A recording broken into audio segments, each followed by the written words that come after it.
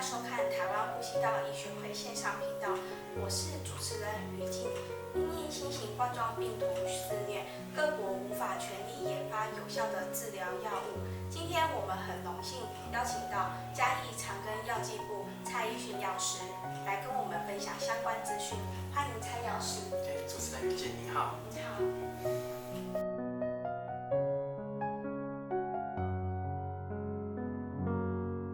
请问蔡药师，hydroxychloroquine 目前认为能抑制新型冠状病毒的作用，请问它是怎么产生作用的呢？一般而言，病毒的感染的过程中，它主要可以分成7个阶段，分别是吸附、进入、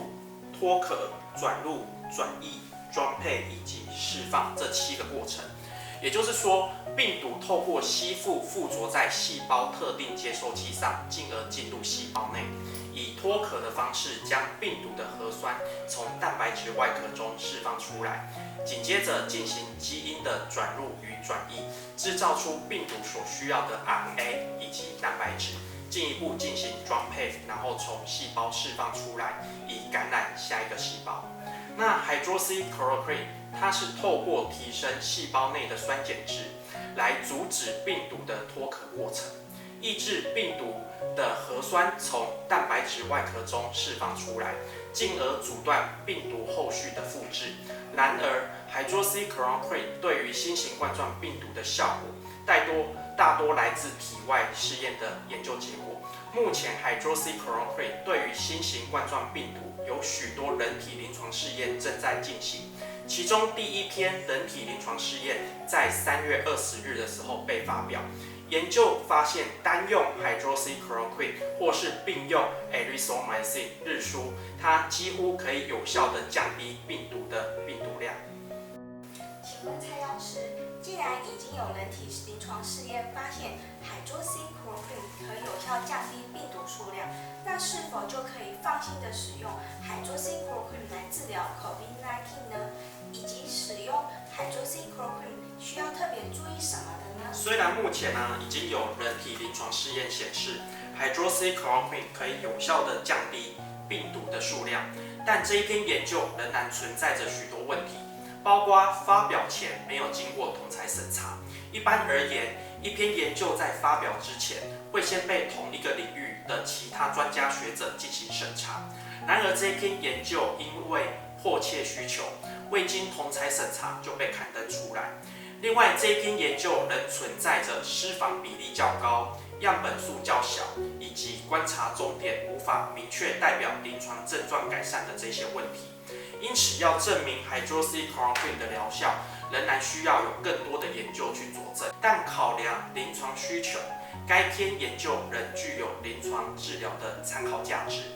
hydroxychloroquine 过去主要使用在风湿免疫的疾病上，曾被报告有视网膜病变以及可能造成 QT 波段延迟的心脏毒性的这一些不良反应。视网膜病变容易发生在高剂量而且长时间的使用，以及具有肾脏疾病的族群。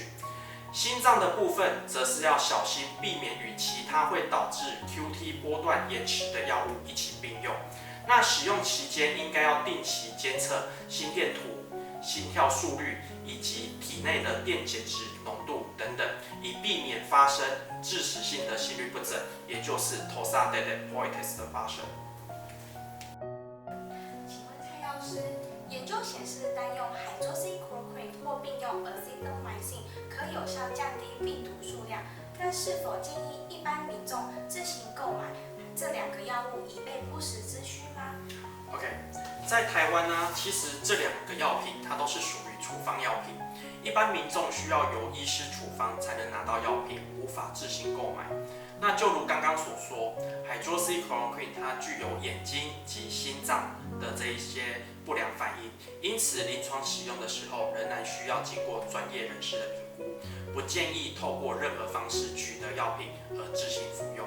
另外 ，erythromycin 它是一种抗生素，临床上主要会使用在霉浆菌感染所引起的肺炎。然而 ，erythromycin 对于新型冠状病毒的效果，目前需要更多的研究证实。